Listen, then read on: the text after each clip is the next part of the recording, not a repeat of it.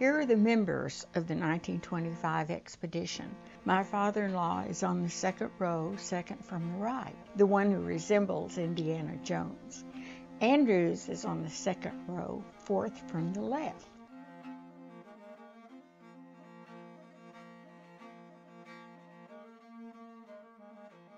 Here's Colonel Roberts at work on the right.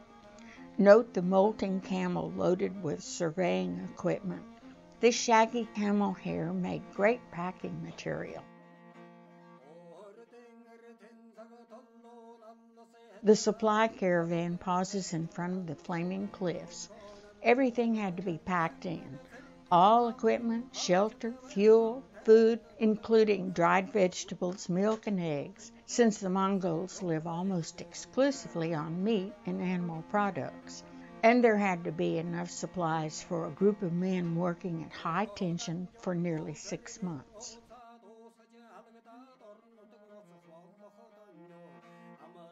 Digging at the Gobi's flaming cliffs, some 250 miles south of Ulaanbaatar, where most of the fossilized dinosaur eggs were found, below one of the 7 Dodge cars on the expedition.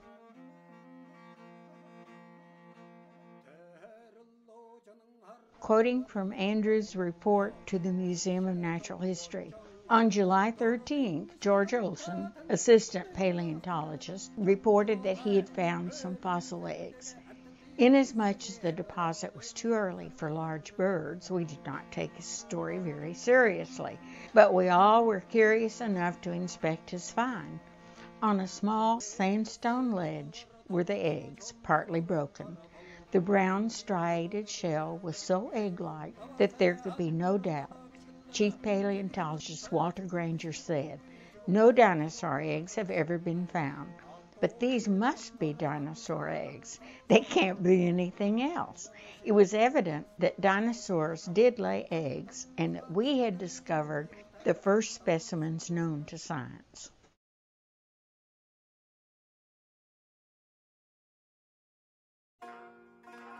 The prized jewels of the Gobi. Dinosaur eggs by the dozen. The expedition brought home 25 of what Andrews said were the first dinosaur eggs ever seen by human eyes. Also included in their discoveries were 60 cases weighing 5 tons of dinosaur fossils.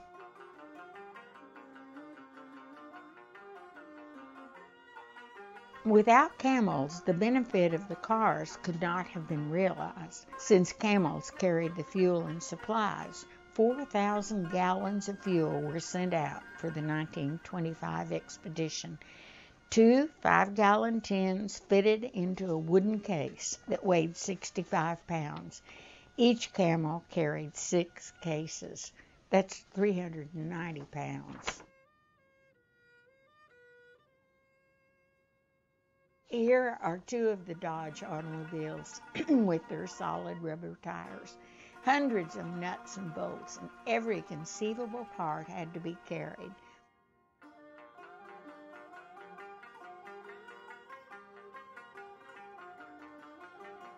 I'm going to hate myself for saying this, but that must be a Mongol mongrel getting a free ride.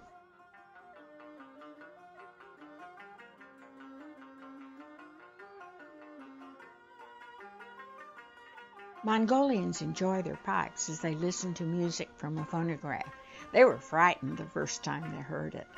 Note those sturdy Mongolian ponies, and also the yurt or gur, which is not only light to carry but can be erected in a strong gale.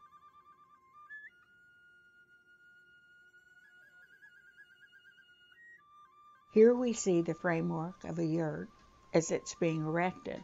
The felt-covered yurt, circular with a cone-shaped roof, can be erected in 30 minutes and is extraordinarily comfortable, according to Colonel Roberts.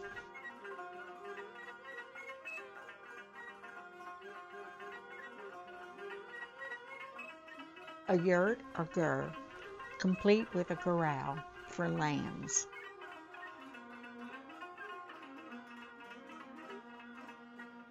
This fella, enjoying a smoke outside his yurt, is catching up on news from Asia. Note the Terryton cigarette ad on the magazine's back cover. Also, the good luck symbols worked into the sides of the yurt with white cloth.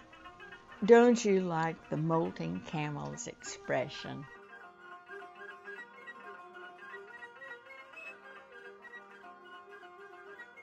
After Colonel Roberts returned to Kansas City, fellow employees used this picture as a pattern for a weather vane they presented to him. It's still in the family today, indicating the wind direction in Ohio. Colonel Roberts greatly admired the camels, noting that in the midst of sweet grass he languishes and grows thin, but put him among the thorny desert vegetation and he is happy. Its humps and belly grow fat and round, and he stores up nourishment enough to last him for months.